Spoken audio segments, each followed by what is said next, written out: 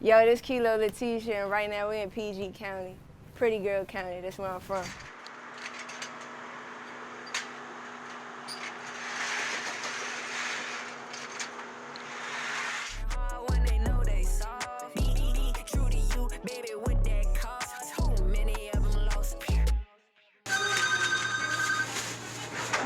Hello, Browns Market. This Browns Market. We right here in District Heights, Maryland. We've been here since 1995, black owned.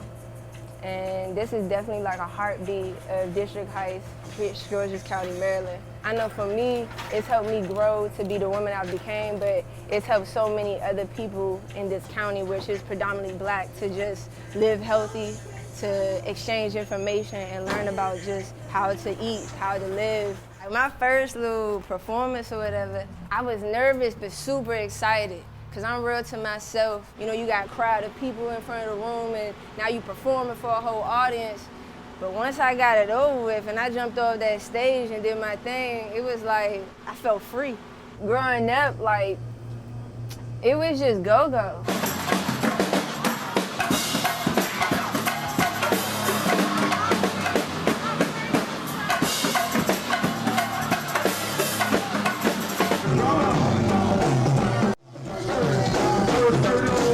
Like for real, that's the only thing you saw like of artists really coming up and some R&B singers. You had a few street rappers, but mainly it was go-go. And if you was a rapper about to perform here and about to come to PG County, it still was no way around it. You worked with the go-go bands. And then right now, when it comes to go-go in this current time, a lot of stuff has changed with still goes. Like you gonna still hear it in the cars every time you pass, but as many go-go's going on, it's like they done shut that shit down, gentrifies, and like they just call it violent. They don't like black people getting together. It's like we still want music and we still gonna hear the go-go and CDs, some old music, but now that's like classics. Rap music is all those MCs that you had in the bands and all those musicians that you had playing those instruments, they producing now. You know what I'm saying? Or they done taught a youngin'. Or like the youngins watching, they not watching go-go bands as much anymore. So now it's like, all right, I'm really about to get on Fruity Loops. I'm really about to do this. And you got so many talented artists from this area and they just doing it for sure. And I think it's just opened up from different successes of people from here, like Gold Link, like Rico Nasty, like Shy Glizzy, and Brett Fires, and Cali Ooshes, and shit. You just keep going for real now, because it's like that door is really getting kicked in. Need a nigga that spend it, cause you know I like that fleek shit. He give me all his money, make me swipe it for no reason. Talk. My name is Baby Kahlo and I'm from West Baltimore City.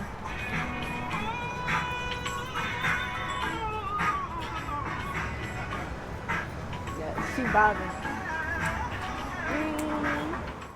In Baltimore, I feel like, especially since my sound is not, it's not the typical sound that you would hear. So because of that, you have to come with a different confidence. I feel like when I first started, I had to prove myself because I didn't sound like everybody else. Well, I feel like the scene I would be a part of, we just call it the art scene, and it's in Baltimore, the Baltimore art scene. And I feel like I didn't choose it. I feel like it just chose me. It's like the universe. It's just where I landed. When I came into the art scene in Baltimore, all of my friends were like singers and rappers. So I was always in the studio. One day I went to a studio session with one of my friends and she finished early and I just freestyled and I ended up flowing for 4 minutes, walked out the booth and they just like, and I'm like, what? They like, that shit fire. So I'm like, all right, bet. Y'all trying to drop it? I woke up and it had 1,500 plays. People in my city, like sometimes on SoundCloud, that shit would stop at 300. You feel me? So to see that number overnight, I was like, I probably can take this serious. If your bitch don't fuck with me, then she is bound to fall. I just might be the ass. I let her do the dash. Then I catch her while she naked, cause I'm bad like that. I wanna la la la. I wanna fuck your bitch. I listen to a lot of Baltimore clubs.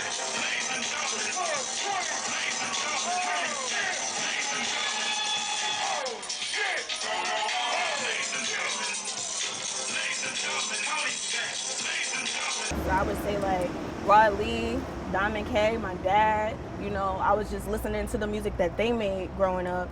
Miss Tony, I just really, like even now, I just loved club music. Yeah, my dad is DJ Kenny B. He was a DJ for a couple different clubs here in Baltimore. I was so young, I didn't really realize like what that meant. You know, I just listened to it and knew that it was cool and I liked it. As I got older, yeah, I do feel like, oh, all of this shit kind of makes sense. I see why, you know, music is so heavy in my bloodline. I get a lot of shit for free sometimes, and then been making shit lately. But I think you can find really unique pieces from out the thrift, you know what I'm saying? I be wanting shit that nobody can have. And that be the thing with the thrift, is like, you're not gonna be able to find it type shit. That's the one thing I really like, and they be unique pieces and everything like that. I just like done lost my patience a lot with the thrift, but you can find cool little things. I got this Chinese like suit, top and bottom, and that jump was like that, and I rock it with a little t-shirt or whatever I got going. I wore it in the Mercedes video actually. Yeah, and I think I got it from him, matter of fact. This is tough, see this what I'm talking about, bitch? And I'm actually gonna get this shit. This is tough. Like, I was a tomboy, you know? And when growing up around that time, it wasn't a lot, like you saw tomboys, but it wasn't something like acceptable at all.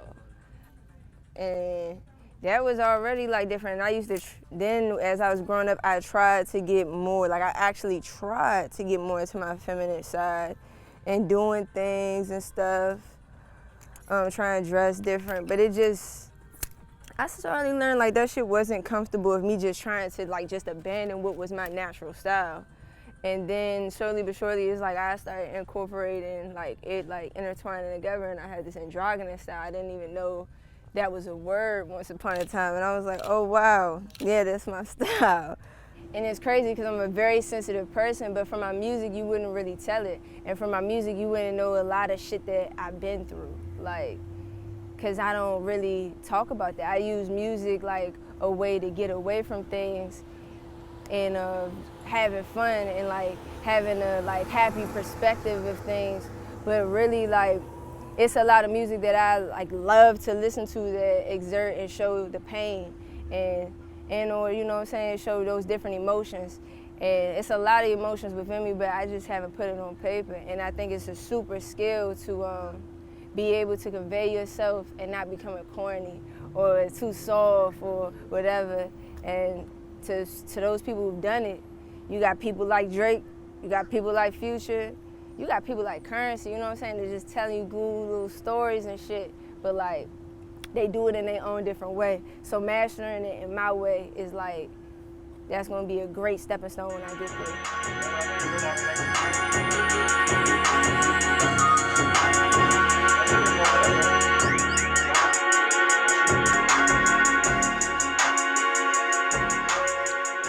I feel like when I first started in 2017, all I would see is just Baltimore and DC, Baltimore and PG beef. We really weren't connected, and when I felt like I would go there for shows, it was still a separation, you feel me? I feel like they would look at us a certain type of way and vice versa, and I think that was just because the beef that is on the internet. So we feel like we might not like each other, but I don't think that shit is real at all. Hey, can I That's how I just go. Cool. You can delete all this shit in the beginning. Itty bitty bitches do better. Itsy bitty, I'm bitchy, I do better. Itty bitty bitch. Who's on my bed?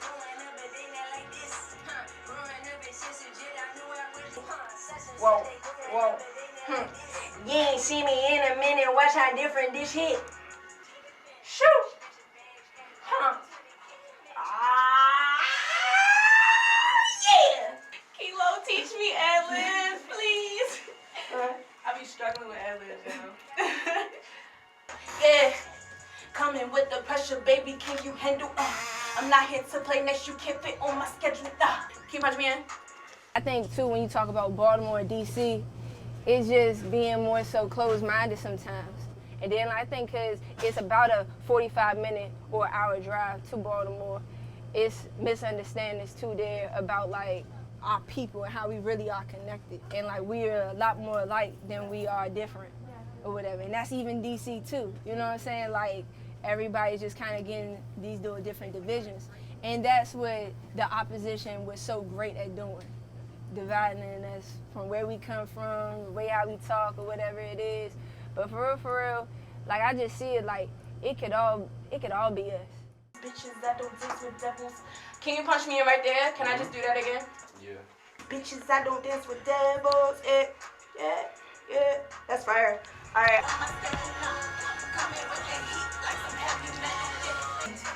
Mayonnaise. Yeah, coming with that pressure, baby, can you handle it? I'm not here to play nice, you can't fit on my schedule, nah. Coming with that heat like some heavy metal, yeah. Can't fuck with these bitches, I don't dance with devils. Shit in my nestle, that dummy, he know better. Lottie-dottie, that shit is for whoever. Playboy bunnies, I felt like who have itsy bitsy bitches do better. In my Corolla, switching lanes, sipping ginger, that's my drink. Ask that bitch, this shit Tyrone. They just mad, I do what they can't. Don't let that bitch get you out your character, sis. They be big man, Do the do. Come on, do it again on camera. The do on it. Who you on camera with, cuz? It's my cousin. Hey, say hi. How you doing, cuz? Doing good. This dude's Mo, doozy. Wash car. Hey. You wash your car and get it nice and clean. Nice and clean. See Right that here in load Browns there? Market. See that white Jeep? Yeah. I just did that. That's right. And once I put the wax on it, it be shining even more.